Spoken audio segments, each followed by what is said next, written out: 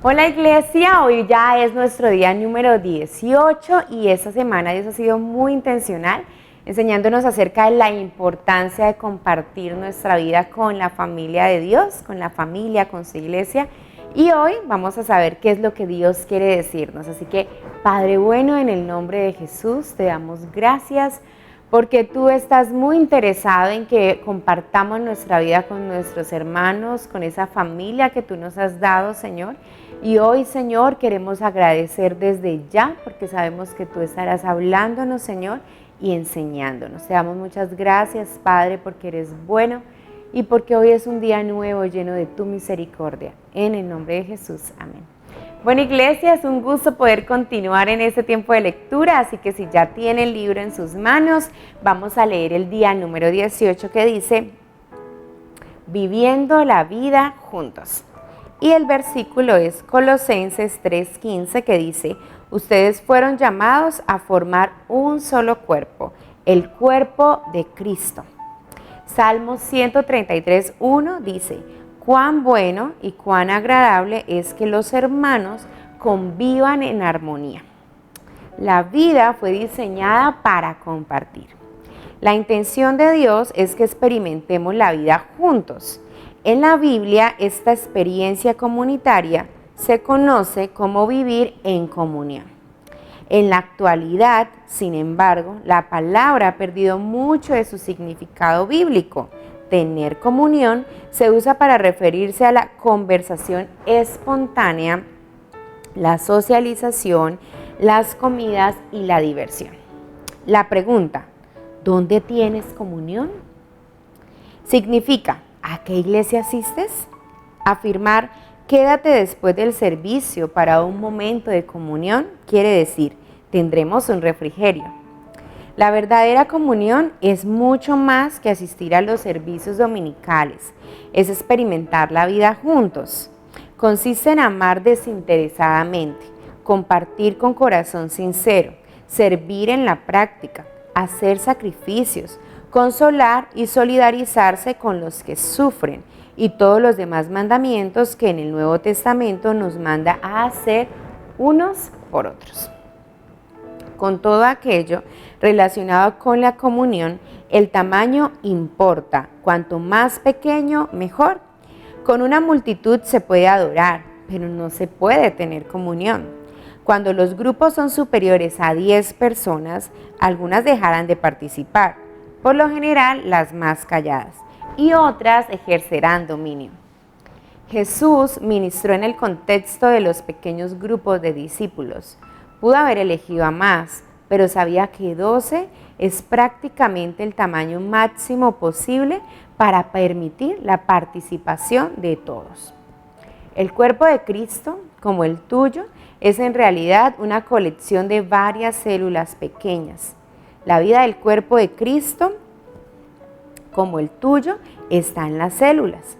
Debido a esto, todos los cristianos necesitan estar comprometidos en un pequeño grupo dentro de la iglesia, ya sea uno de reflexión en los hogares, una clase de la escuela dominical o un grupo de estudio bíblico. La verdadera comunidad se gesta en esos lugares, no en las reuniones masivas. Piensa en la iglesia como en un barco. Los pequeños grupos son los botes salvavidas. Dios ha hecho una promesa increíble con respecto a los pequeños grupos de creyentes, porque donde 2 o 3 se reúnan en mi nombre, allí estoy yo en medio de ellos. Por desgracia, pertenecer a un pequeño grupo tampoco es ninguna garantía de que se experimentará una verdadera comunión. Muchas clases de la escuela dominical y los grupos pequeños son superficiales. No tienen ni idea de lo que es experimentar la comunión genuina. ¿Cuál es la diferencia entre la comunión verdadera y la falsa? En la comunión verdadera experimentamos autenticidad. La comunión auténtica no es superficial. Consiste en la expresión genuina de corazón a corazón, desde lo más íntimo de nuestro ser. El verdadero compañerismo ocurre cuando la gente es honesta con lo que es y con lo que sucede en su vida. Comparte sus penas, revela sus sentimientos, confiesa sus fracasos, manifiesta sus dudas, reconoce sus temores, admite sus debilidades y pide la ayuda y la oración de los demás. La autenticidad es exactamente lo contrario de lo que encuentras en algunas iglesias. En estas, en vez de una atmósfera de sinceridad y humildad, hay fingimiento, roles, politiquería, una cordialidad superficial y una conversación trivial. La gente se pone máscaras, está a la defensiva y se conduce como si su vida fuera un lecho de rosas. Estas actitudes matan la verdadera comunión. Podremos experimentar la verdadera comunión solo si somos transparentes en nuestra vida. La Biblia dice, si vivimos en la luz, así como Él está en luz, tenemos comunión unos con otros. Si afirmamos que no tenemos pecado, nos engañamos a nosotros mismos y no tenemos la verdad. El mundo cree que la intimidad necesita oscuridad, pero Dios dice que esta ocurre en la luz. La oscuridad sirve para esconder nuestros dolores, culpas, temores, fracasos y fallas. Pero al sacarlo a la luz, los ponemos a la vista y admitimos quiénes somos en realidad. Por supuesto, la autenticidad exige valor y humildad. Implica enfrentar nuestro temor a la exposición, al rechazo y a ser heridos nuevamente. ¿Por qué habríamos de correr ese riesgo? Porque es la única manera de crecer espiritualmente y conservar nuestra salud emocional. La Escritura indica que nuestra práctica debería ser confesarnos unos a otros nuestros pecados y orar unos por otros para poder vivir todos juntos y ser sanados. Solo podemos crecer si nos arriesgamos, y no hay riesgo mayor que ser sincero con nosotros mismos y con otros. En la comunión verdadera experimentamos reciprocidad. La reciprocidad es el arte de dar y recibir. Depende de cada uno de nosotros. La Biblia dice que Dios diseñó nuestros cuerpos como un modelo para que pudiéramos entender nuestras vidas reunidas como iglesia, cada parte dependiente de todas las demás. La reciprocidad es el corazón de la comunión, la construcción de relaciones recíprocas, compartiendo responsabilidades y ayudándose unos a otros. Pablo dice que desea que nos ayudemos entre nosotros con la fe que compartimos. Tu fe me ayudará y mi fe te ayudará. Somos más sólidos en nuestra fe cuando caminamos junto a otros que nos animan. La Biblia nos ordena rendirnos cuentas unos a otros, animarnos, servirnos y honrarnos mutuamente. Más de 50 veces en el Nuevo Testamento nos manda a hacer distintas tareas, unos a otros y unos con otros. La palabra de Dios señala, esforcémonos por promover todo lo que conduzca a la paz y a la mutua edificación.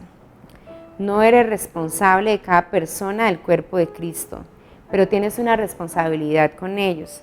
Dios espera que hagas lo que esté a tu alcance para ayudarlos. En la comunión verdadera experimentamos compasión. La compasión no se limita a dar consejos o ayuda rápida y cosmética. La compasión implica comprender y compartir el dolor de los demás. La compasión dice, entiendo lo que te está pasando y lo que sientes no es raro ni es una locura. Hoy también se conoce como empatía, pero la palabra bíblica es compasión. La Escritura afirma que, como escogidos de Dios, santos y amados, debemos vivir con verdadera compasión, bondad, humildad, mansedumbre y paciencia. La compasión satisface dos necesidades humanas esenciales: ser entendidos y que nuestros sentimientos sean apreciados. Cada vez que entiendes y aprecias los sentimientos de alguien, estableces comunión. El problema es que muchas veces tenemos tanta prisa por arreglar las cosas que no tenemos tiempo para expresar nuestra compasión. O estamos preocupados con nuestros propios dolores. La autocompasión agota la compasión por los demás. La comunión tiene diferentes niveles, cada uno apropiado para diferentes momentos. Los grados más simples de comunión son al compartir y al estudiar la palabra de Dios en comunidad. Un nivel más profundo es la comunión al servir, como cuando ministramos entre varios en los viajes misioneros o los proyectos de caridad. El nivel más profundo e intenso es la comunión en el sufrimiento. Cuando nos solidarizamos con la pena y el dolor de los demás y nos ayudamos unos a otros a sobrellevar las cargas. Los cristianos que mejor entienden ese nivel son aquellos que en este mundo sufren persecución, desprecio y hasta la muerte como mártires por su fe. La palabra de Dios nos manda, cuando tengan dificultades, ayúdense unos a otros. Esa es la manera de obedecer la ley de Cristo. Es en los momentos más intensos de crisis, dolor y duda que más nos necesitamos unos a otros. Cuando las circunstancias nos aplastan y nuestra fe se derrumba, es cuando más necesitamos a nuestros amigos creyentes. Necesitamos contar con un pequeño grupo de amigos que tenga fe en Dios por nosotros para permitirnos salir adelante.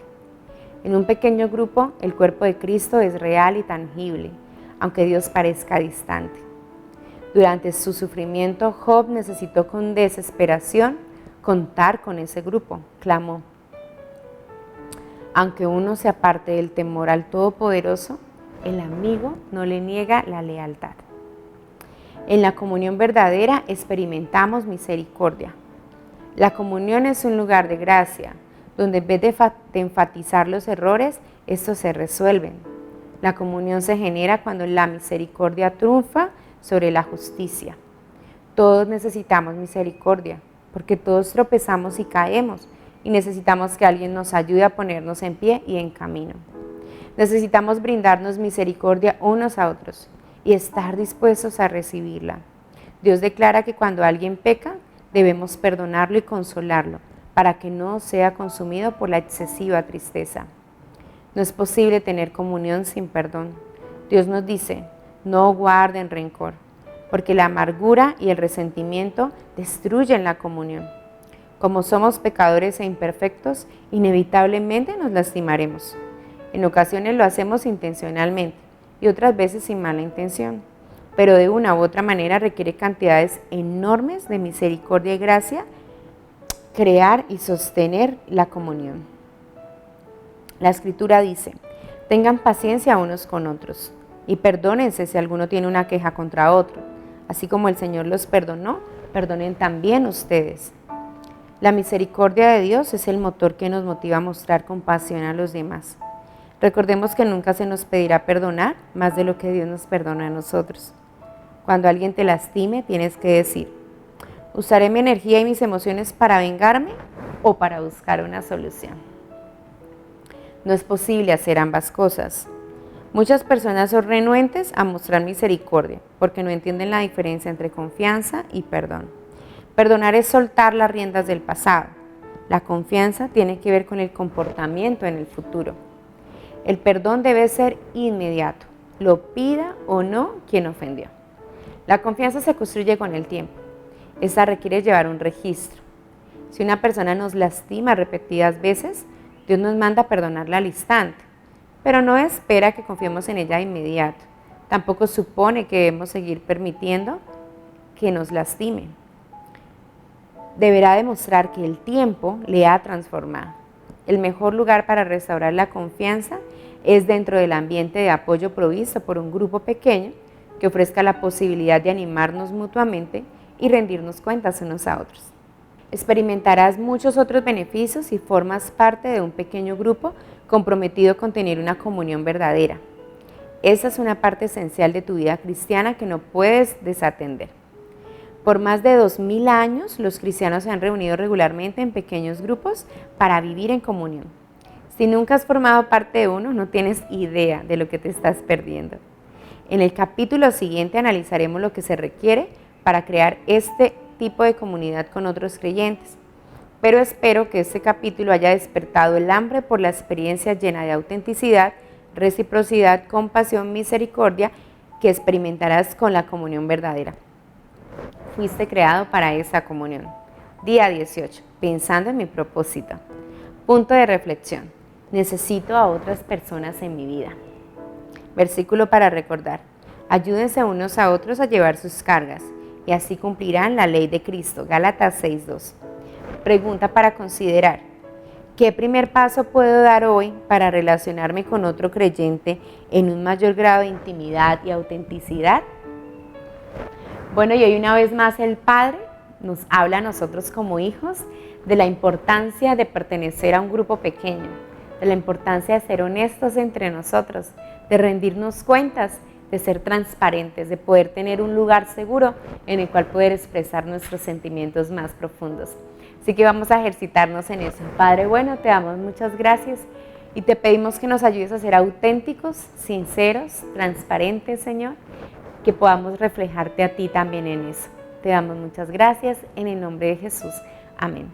De esta manera terminamos nuestro día número 18. Nos vemos el día de mañana en ese mismo horario y recuerda compartir con algún amigo, compañero, familiar o alguno de tus hermanos. Dios les bendiga.